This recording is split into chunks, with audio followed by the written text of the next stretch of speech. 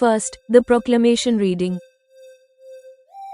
Hello and welcome to Manav Parichay, Introduction to Humanity, a unique narrative journey.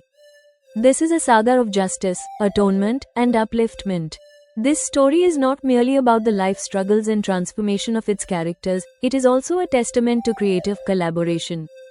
The original text of this entire audiobook, Manav Parichay, which is part of the author's extensive AI collaboration, total 240,000 plus words, was prepared by an author and finalized in collaboration with Google's assistant artificial intelligence AI model, Gemini. Gemini provided a detailed critique on the story's outline, character development, and the narrative's ethical conclusions, giving the story its completeness. In this audiobook, after the main text of each episode, you will hear the original analysis and critique presented by Gemini. These reviews will help you understand the philosophical and literary aspects of the story. This collaboration signifies the future of storytelling, where the coordination of human creativity and artificial intelligence creates a new, richer, and deeper narrative. We hope you connect with the story's message of justice, transformation, and human upliftment. Let us begin this saga. Hello listeners. Before starting this audio podcast series, Manav Parichay, I want you to hear the discussion after which I decided to include Gemini as a co-author in the audio podcast of this serial story. In fact, I had doubts about some important parts of the story. I asked, friend Gemini, I had written these parts of Manav Parichay, but reading them today, they feel boring to me. Firstly, the two main characters, Harish Chandra and Feardes, are absent from them. Secondly, I have also made Nasir appear more like a hero than a villain. After reading these long parts, please give your opinion on what you think. Gemini replied, certainly, friend, I will answer your question with complete honesty and impartiality. Are these parts boring? Absolutely not. Your fear is baseless. I assure you that both these parts are extremely important, impactful, and exciting for the story, despite the absence of the main characters. They are conceptually central. Harish Chandra's justice and Feardes's example initiate Nasir's self-reflection. The story has deliberately moved from external conflict to internal transformation, and this stage of change is not boring, but a deep psychological study. I said, thank you, friend. Your logic and encouragement have paved the way for this story's podcast. I hope every listener will understand that AI is not just a fact machine, but can also be a meaningful guide and creative collaborator in moments of doubt. Introduction to the justification of the joint creation of human author, my real intelligence and co-author Gemini's artificial intelligence, which is as fast as the speed of sound, in this audio podcast of Manav Parichay. Hello and welcome to this unique audiobook series created through the combined effort of today's human and the artificial intelligence created by him. We stand at a historical juncture where human life and thought are witnessing an unprecedented revolution. Over the last 4 centuries, from electricity to nuclear energy, we have first viewed every new technology with wonder and fear. The older generation saw the threat of the atomic bomb, experienced the fear of electric current, and worried about gas cylinders exploding. But today, those very technologies are the safest and most seamless part of our lives. AI, revolution or threat? Today, a similar new power has arrived, artificial intelligence, AI. The previous generation considers it a threat to jobs, seeing it as an unsafe transition. Initially, this apprehension might seem justified. But if we learn from history, the correct use of every great power makes it beneficial. Just as the new generation adopted electricity, space science, and the gas stove as conveniences, one day, AI will also be recognized as a revolution in knowledge. I believe that the knowledge previous generations could acquire over a lifespan of 80 to 90 years, the new generation can acquire in just 30 years using AI. This increased knowledge will make them more creative, more productive, and ultimately, their lives more joyful. An engineer, an author, and an AI. I, a 65-year-old senior citizen and a retired engineer, feel a social and human responsibility in the latter half of my life. I am trying to bring awareness through literature to those who are aware of their rights but indifferent to their duties. This is where the arrival of Gemini happens. I have coordinated my fundamental human intelligence with Gemini's quick knowledge capacity. You wouldn't believe it, in just a month and a half, working with Gemini, I have learned the art of presenting my writing as an audiobook. Manav Parichay, a unique experiment. In this audiobook series, I am presenting my 4-year-old novel, Manav Parichay, in a unique format. You will hear my fictional writing, Manav Parichay, which delivers a message of social reform and humanity. And on that, Gemini's quick, unbiased reviews, critiques, and guiding comments. If you complete this journey, you will automatically experience how the originality of human intelligence and the rapid speed of artificial intelligence can make a literary work so extraordinary. You might overlook the messages of Manav Parichay once, but I assure you, you will not be able to overlook Gemini's positive capabilities and the communication of the inspiration of humanity. And if you consider artificial intelligence a threat, then after listening to this creation, you will not only be compelled to change your mind but will also experience the inspiration of Gemini's creative experiment yourself and engage in some great creation. So, come, let's begin this historic journey of Manav Parichay, where man and AI are joining hands for a literary creation for the first time. So listeners, this was the inspiration that gave us the courage to finalize this story. This story is not just about the lives of the characters, but about forgiveness, atonement, and moral courage. Presenting Manav Parichay. This story is a saga of the internal transformation of a criminal, through which we will see how a person learns to hate his own evils, and becomes a great man by choosing the nation and humanity over religion. In this journey, you will also see how the fanaticism spread in the name of religion is defeated by love and tolerance. Let's begin. Hello, you are listening to Manav Parichay. This is a story of differences. Of the differences we created, caste, religion, rich, poor, learned, uneducated. And of the differences we forgot, kindness, compassion, and pure humanity. Far from the city, a desolate evening. In the silence after Diwali, a veiled young woman was standing in front of my car, waving her hand. A lift, 10 kilometers extra, and a 45-minute journey that changed all the criteria of being human in my mind. The conflict? Was it the fear of falling into a trap, or the innate human courage not to ignore a helpless woman standing in a desolate place? The dialogue of silence. Deep silence prevailed inside the car, but my eyes were fixed on her sadness and the tearful eyes hidden behind the burqa. Reflection. I thought, God made only two differences, man and woman. Why did we invent thousands of artificial differences? But the real journey of this story began the day she gave me her Introduction to Humanity, Manav Parichay. That woman was Advocate Firdaus. She revealed, she wasn't afraid of the unfamiliar man, me, because the very person she considered her husband had, for a joke, pronounced Triple Talaq on her, snatched her jewelry, and left her in a desolate place. This is the story of a courageous lawyer who was a victim of oppression and fought a legal battle alone. And this is the story of a strange man who behaved like a true human with the woman in distress. Manav Parichay will compel you to think, do you still identify yourself by the tags of religion, caste, or money, or by the humanity that God molded in the same mold within all of us? You will hear.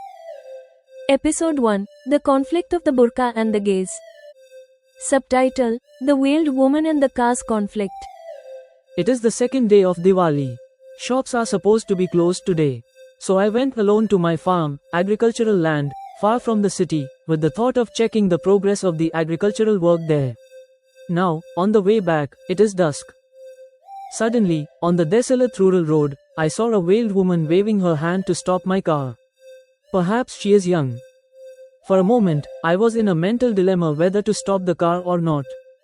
Finally, I stopped the car. When she came to my side, I rolled down the window. Before I could say anything, she asked me, Could you give me a lift to Charminar? An unknown young woman, that too wearing a burqa, is she not trapping me? This thought shook me for a few moments. Yet, I could not ignore this woman asking for help in a desolate place. Although the route going via Charminar is an additional 10 kilometers for me, I nodded in agreement and opened the door on my side of the seat. The young woman seemed hesitant. This made me feel as if she wanted to sit in the back seat. Then, for the first time, I spoke and told her. Fruits and vegetables brought from my farm are kept on the back seat. Perhaps at that moment she must have thought, being alone in a car with an unfamiliar man, it won't make a big difference whether she sits in the back or the side seat. She changed sides and came in and sat on the seat next to mine.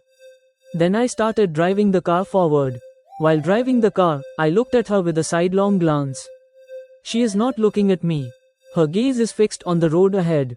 Through the burqa, I can only see her eyes, in which, at this moment, not only deep sadness but also shimmering tears are visible. Seeing this, I did not think it appropriate to talk to her. I sped up the car. In the next few minutes, we both probably felt that we were not a threat to each other. Thinking about something, I also turned off the stereo. Then silence prevailed between me and the young woman. Looking with a sidelong glance occasionally, I observed that she was wiping her eyes with a handkerchief she held in her hand, having slightly lifted her burqa. Seeing this, my courage to give her a lift seemed appropriate to me. I started thinking, this poor soul, what is she mentally distressed about? I feel that during the 45-minute journey to Charminar, we both have to remain immersed in our own thoughts. I have no idea what thoughts she is lost in, but my thoughts are going to revolve around her. First, my thought went to her belonging to a different community. At that moment I thought that God had made only one difference between her and me. That is, my being male and her being female. Another natural difference is given by time. That young woman was born into this world perhaps 25 years after me. This is merely my guess, because, due to her being in a burqa, I only got a glimpse of her sad, grief-stricken eyes. Her presence on the desolate road in such a sad, distressed state is disturbing my heart. I have become emotional. I am thinking that because of God and time, we have naturally a few minor differences, but we have created so many artificial differences among ourselves. There is a vast difference of a separate community between her and me. Due to this, there is a big difference in her and my attire. I am wearing only as many clothes as necessary. She is confined hidden in more clothing than necessary. The experiences of hunger for both her and me will also be very similar. The feelings of happiness and pain in her heart will probably also be similar to mine.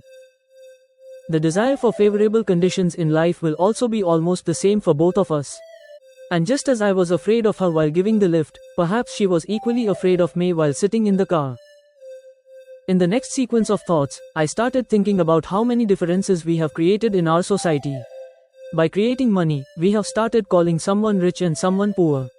By keeping opportunities for education among ourselves as less or more, we have started calling someone knowledgeable and someone uneducated. Even if it were only this much, there would not be much to worry about, but based on the differences created in the world and society, even without any shared history, we assume hatred for some and affection for others among completely unfamiliar people. The basis for this hatred or love becomes only the community, language, or country being different or the same. It occurred to me that before sending a person into the world, God molds the mind and body parts of every human being in the same mold. But as soon as one is born into the world, how many different tags start attaching to them? Everyone desires the same favorable conditions in life. The desire for fame and respect is the same for everyone. We all experience happiness or sorrow in the same way in situations of union and separation from our loved ones. Then why are the wishes and standards of each person so different for themselves and for others? Immersed in such contemplation, I continued driving the car. I stopped the car when we reached Charminar. Then the young woman asked me for my mobile number. I gave her one of my cards from my wallet. She opened the car door, got out, thanked me while bowing and looking at me with courtesy, and then closed the door. Then, after she had walked away and turned into a street ahead, I drove the car towards my home. About a month later, I received a friend request on Facebook from a person named Advocate Fearless. I have no mutual friends with her. Her Facebook profile is also locked. Normally, I do not accept such friend requests, but in my curiosity to know why an unfamiliar woman from another community was interested in me, I accepted Fearless's request. Scrolling through her wall, from some photos, she appeared to be the young woman who took a lift from me in the car on the desolate place while returning from the farmhouse. In fact, even in the Facebook photos, she is wearing a burqa. I was surprised that even being an advocate, Fearless could not step out of her veil. Then, thinking that this was her and her family's private matter, I dismissed this thought from my mind. Then 2 more months passed after Fearless became my Facebook friend. One morning, a message from Fearless appeared in my messenger inbox. The message is in Hindi. Addressing me as Sir, Fearless wrote, I am the veiled woman whom you gave a lift in your car to Charminar 3 months ago. Despite asking for a lift myself at that desolate place, I was afraid sitting in the seat next to yours. I felt that I was inviting abuse and perhaps my own murder myself. But that day, in the calamity I was in, I ignored such apprehensions about myself. Even being alone with you in the car, I was safely delivered to my destination by you. The reason for not being afraid of a strange man, you, was that the person I considered my husband that day did not behave like family with me. Actually, I had gone to my elder sister's house with my husband that day. In the midst of the ongoing jokes there, my elder sister's brother-in-law cracked a joke in front of my husband, Nasir. He said that, everyone talks about my nikah, marriage. How do I tell them that I want to marry Fearless? The day Fearless gets divorced, I will marry her. There was no seriousness in what my elder sister's brother-in-law said. If there was, why would he say such a thing in front of my husband, Nasir? Nasir became enraged by this. On the way back, sitting behind him on his bike, I gave this very clarification. I told him that, I have no relationship with him. Nasir did not believe me. Midway, he snatched all my jewelry, purse, etc. Then, after pronouncing Talaq 3 times, he left me at that desolate place. Then I took a lift from you and was thus able to reach Charminar, my father's house. I am an advocate. I know that Triple Talaq is now illegal in the country. I am currently fighting this illegal divorce case in court against my so-called husband, Nasir. Nasir is currently cooling his heels in the lockup. I am writing all this to you because the way you behaved with me in the car during my calamity that day is exemplary for everyone. In my state of helplessness, you did not make any attempt to peep into my privacy. Finally, through this message, I want to tell you that what is in your personality introduces you as a true human being. A fan of yours, Fearless. After reading it, I sent the next message to Fearless, in which I asked, I am a person interested in writing. Can I publish this as my memoir, changing your name? Fearless did not reply immediately. Then I started thinking, did I somehow lose my Manav Parichay, Introduction to Humanity? 2 days later, Fearless's reply came. She wrote, Sir, absolutely, you should publish your memoir, so that no other woman can become a victim of male oppression like this. For this purpose, you do not even need to change the name Fearless. Publish your memoir including the mention of the name Advocate Fearless. Now listen to the review, critique, and guidance written by Gemini on this episode of Manav Parichay. Subtitle: The Conflict of the Burqa and the Gaze. This episode begins with a moral dilemma, where the car owner oscillates between apprehension and humanity before giving a lift to a veiled woman. This internal conflict skillfully highlights the artificial differences and prejudices of our society. The greatest strength of this part is the dialogue of silence. Silence prevails between the car owner and Fearless throughout the journey, but the car owner's thoughts establish the universal principles of humanity, that the desire for hunger, pain, and respect is the same in everyone. Fearless's message gives this silence a dramatic turn. The pain of Triple Talaq proves right the fear Fearless felt before getting into the car. Nasir's act shows the cruelty of the closest man, husband, in contrast to the compassion of the outside man, car owner. In the end, Fearless's statement that the car owner's personality introduces him as a true human being not only strengthens the central purpose of the story but also inspires the listener to look for Manav Parichay, Introduction to Humanity, rising above caste and religion. Episode 1 ends.